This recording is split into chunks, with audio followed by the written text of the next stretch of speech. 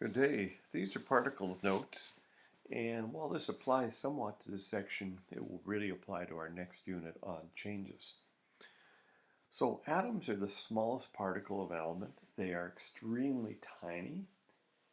If you took a meter stick and divided it by 1,000,000,000, what's left would be even bigger than an atom. An atom's extraordinarily small. And the smallest atoms tend to be higher up and towards the right on the periodic table. So here we have a carbon atom, helium atom, lead atom that we're symbolizing by showing they look like circles. They'd be three-dimensional. They would be spheres. So each element will have its own kind of element. In fact, it's a bit of a lie because they're isotopes. But simplest way is think of each element has its own kind of element. Now, as soon as we join and chemically bond at least two atoms together, we have made a molecule. So here we have oxygen, two atoms of oxygen bonded together, and that's why it says O2. And here we have ammonia, NH3, and nitrogen in the middle, and 3 hydrogens stuck on. This we'll see later as an element, and this we'll see later as a compound. But as soon as you have two or more atoms joined together, then you have a molecule. And some molecules can be relatively small like this, and you can have molecules with tens of thousands of atoms joined together, typically in what are called polymers.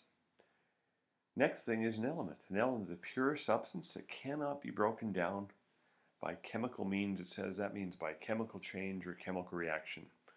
We've reached essentially the simplest form of matter, at least chemically.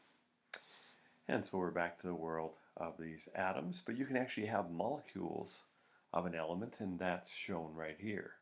So this is a molecule of oxygen, and that's how oxygen normally exists here on the Earth's surface. A compound is formed when two or more different elements join together, and they will combine together in a fixed ratio, and that means we'll get into chemical formula. And chemical formulas are something you will encounter more next year. So here we have the name magnesium oxide. MgO is the formula. And so here's our magnesium, here's our oxygen.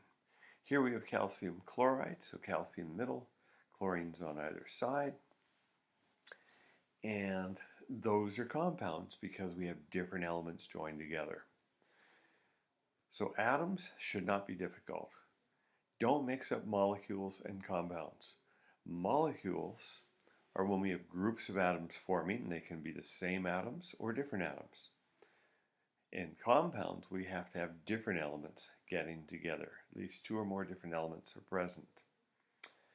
So make sure you understand those terms. That's going to help you big time as you move on in the wacky world of chemistry.